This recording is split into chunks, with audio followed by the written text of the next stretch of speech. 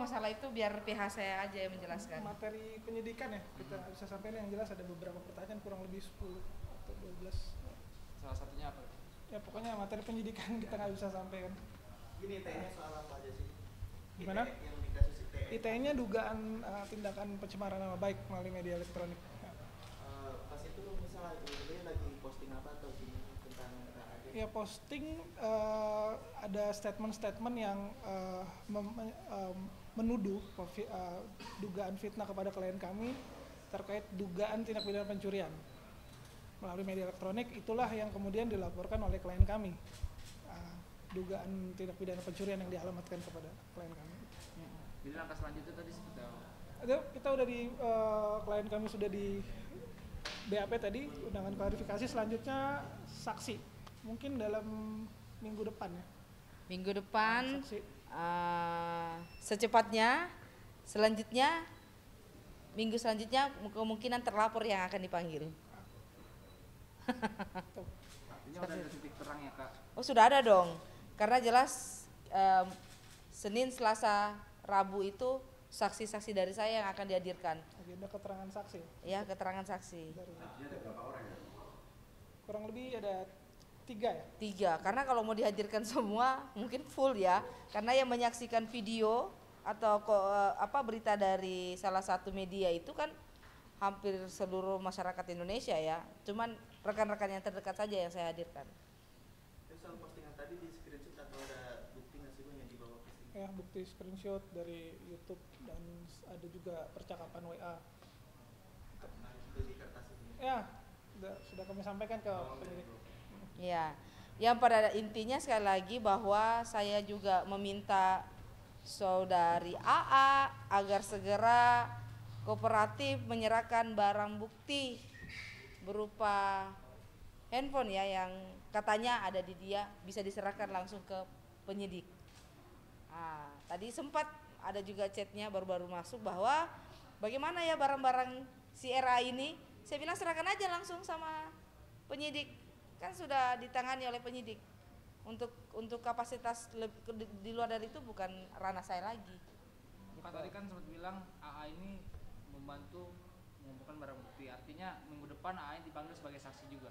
Oh, dia bukan termasuk saksi saya. Jadi saksinya nanti dihadirkan dari kakak dituduh mencuri uang khas 20 juta itu gimana? Kok dituduh orang mau membeli, mau berusaha, mau katanya jadi pengusaha kolagen. Ini bukan 125 juta ya angkanya. Saya sebutkan angka yang sebenarnya itu 250 juta, tapi yang dia bayar belum lunas. Lalu tiba-tiba di cancel. Gimana Bang? Kalau misalkan beli mobil harganya 500, kita baru bayar 100, sudah keluar invoice-nya jelas mengatakan dana yang sudah masuk tidak dapat ditarik kembali. Yang artinya setiap perusahaan punya prosedur masing-masing. Dan perusahaan saya juga demikian. Tiba-tiba cancel sepihak, gitu kan?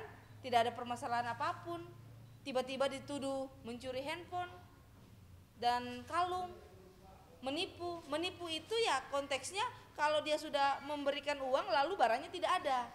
Bagaimana kita mau memberikan barang kalau dia saja belum melunaskan? Malah dia harus payment dong. Gitu.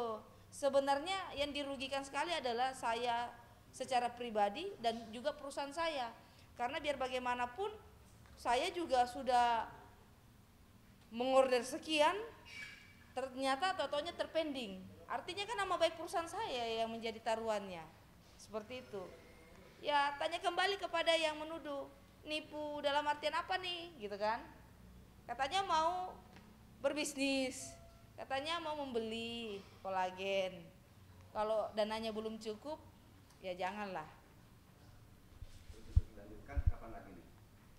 Agenda selanjutnya, tadi saya sudah sampaikan bahwa hari Senin, Selasa, Rabu itu menghadirkan saksi dari saya. Seperti itu. Untuk pasalnya Bang? Pasalnya 27A Undang-Undang ITE seperti dalam laporan kemarin. Ancaman maksimalnya 2 tahun. Dan ada tambahan, kalau tuduhannya dan kan mereka buat laporan tuh juga pencurian. Kalau tidak bisa dibuktikan kan barangnya sudah ada nih, berarti tidak dicuri dong. Kalau terbukti tidak laporan itu ternyata laporan palsu atau tidak benar adanya, maka akan ada laporan balik selanjutnya. Tapi Ya. kalau Ade sendiri diperiksa sudah berapa kali? Ya, hari ini. Baru pertama. Iya, hari pertama. Klarifikasi. Dan saya sangat berterima kasih memang kepada Kapolri sekali lagi, Kapolri Republik Indonesia, Kapolres Jakarta Selatan, Kapolda Metro Jaya yang telah sigap dan tanggap cepat dalam menerima laporan saya sebagai masyarakat biasa dan memprosesnya dengan cepat. Luar biasa. Bang, tadi kan Kade bilang juga ini menyangkut ke perusahaan ya Bang, itu bisa dikenakan total kerugian imaterial. Nanti biar penyidik yang menyimpulkan. Kita sih laporan kita masih dalam pasal yang sama, pencemaran nama baik melalui media elektronik. Ya. Udah? Ya. Thank you. Thank you. Enggak. Nggak bisa. Bang Anggam, Ade mungkin hari ini agenda ke Polres Selatan dalam rangka apa?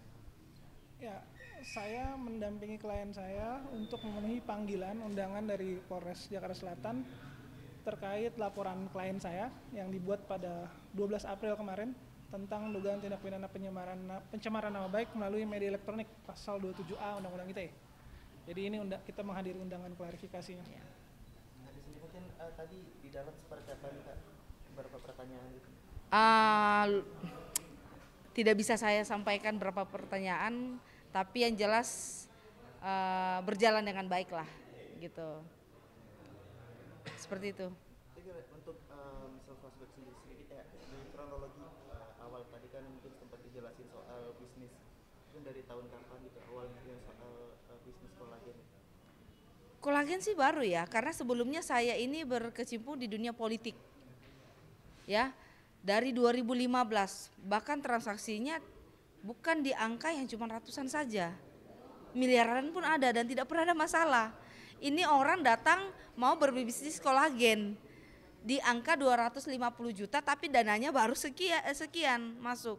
Yang harusnya dia harus membayar lagi, tapi mungkin ada kendala atau bagaimana, namun tiba-tiba dilaporkan ke saya sebagai pencurian. Handphonenya, kalungnya, uangnya. Bagaimana uang bisa dikatakan dicuri kalau uangnya itu ditransfer gitu kan. Dan tanggal 5 itu memang si RA ini datang ke kantor untuk mendengarkan penjelasan tentang bisnis kolagen ini. 2 hari saya berikan kesempatan untuk berpikir. Lalu di tanggal 7 dia transfer dana tersebut. Jadi ini ranahnya masuk ke, kalaupun dia merasa rugi ya sudah silakan dilaporkan. Tapi kan kok di redaksi laporannya kan pencurian. Jadi ya saya kurang ngerti, itu tergantung nanti dari penyidik yang menyikapi kan seperti apa. Jadi ya karena saya dituduhnya mencuri handphone berdasarkan dengan ucapannya menyebutkan nama saya ya, Ade mencuri handphone, kalung, tapi setelah itu beberapa hari kemudian AA membuat pengakuan bahwa handphone dan kalung itu tidak hilang kakak, temanmu itu jahat, dia menyuruh saya untuk memasukkan handphone dan kalung itu ke koper kakak. Tujuannya apa? Gitu. Kalau saya kan seorang pengusaha nih, kalau dia baru memulai nih, ya biar netizen yang menjawab pertanyaannya. Saya takut, jadi saya sangat takut, psikis saya sangat terganggu karena ketika saya bertemu sama teman-teman saya, mungkin bercanda ya, handphonenya hilang, disimpan tuh jangan sampai hilang, bercanda tapi pasti merusak mental saya, gitu. Jadi handphone dan emasnya itu masih sekarang di KAA ini? Kalau emas saya kurang tahu, aku juga nggak tahu ya kalau emas itu asli apa palsu, bukan urusan saya juga, saya nggak pernah tahu juga. Tapi yang jelas AA bilang bahwa handphone itu ada di dia.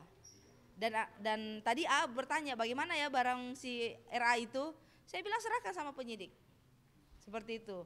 Biar secepatnya clear nih. Nama saya, nama baik saya bisa pulih kembali. Beberapa pekerjaan saya yang tadinya tertunda bisa segera kembali berjalan dengan normal. Bang, mungkin bukti yang dibawa hari ini apa aja? Buktinya sudah kita serahkan, tadi ada beberapa screenshot dari tampilan YouTube, juga ada transkrip dari video YouTube, juga ada bukti chat pengakuan dari salah satu terlapor bahwa barang yang dituduhkan diduga dicuri oleh klien kami itu sudah ketemu, tidak hilang, artinya tidak hilang Bang. Itu aja. Tapi YouTube sama chat itu tahun berapa sih? Baru tahun bulan ini, bulan April Iya. 2024. Di YouTube-nya Di akun YouTube. salah satu akun YouTube. Kan mungkin tadi sempat menyinggung soal kondisi psikologi sendiri. Tapi apa sudah periksa atau seperti apa sih Kak? Saya sudah periksa lagi-lagi saya baru-baru saja datangi dokter psikolog ya, psikiater juga. Dan memang saya sangat terganggu psikisnya lagi gitu. Karena beberapa tahun lalu juga dituduh, sekarang terjadi lagi seperti itu. Mental saya benar-benar rusak jadi dibuatnya. Karena ketika saya berhadapan dengan teman-teman mungkin niatnya bercanda tapi kan masuk lagi ke hati saya. Oh, bisa-bisa orang-orang ini merasa tidak aman, ada saya di sampingnya. Seperti itu, dan saya sangat meminta pihak kepolisian segera bertindak cepat untuk mengatasi masalah ini gitu loh. Tapi yang psikologis dan mental ini apakah dimasukin juga ke laporan? Disampaikan lewat keterangan bahwa memang mental dan psikis klien kami terganggu akibat adanya pemberitaan tersebut. Jadi disampaikan secara lisan. Oh, disampaikan tapi nggak dalam laporan. Tidak ada bukti khusus bahwa dari dokter atau pihak rumah sakit, tapi hanya disampaikan secara lisan. Ini kan mungkin udah dari yang tahun kemarin gue sempat kan yang masalahnya di Polda juga, dan sekarang di sini. Apakah sudah sebuah komunikasi nggak sih Kak ke pihak sana biar cepat clear kayak gitu? Kalau untuk RA sendiri sih saya tidak akan membuka komunikasi di luar ya. Nanti biar ke pihak penyidik saja yang memproses. Kalau untuk AA saya ada komunikasi sampai hari ini terkait barang RA itu ya, mau dikemanakan ya saya bilang silakan berikan kepada penyidik. Ya kan tinggal kita tunggu nih laporan yang RA buat tentang pencurian yang ternyata handphonenya ada. Ya, seperti itu.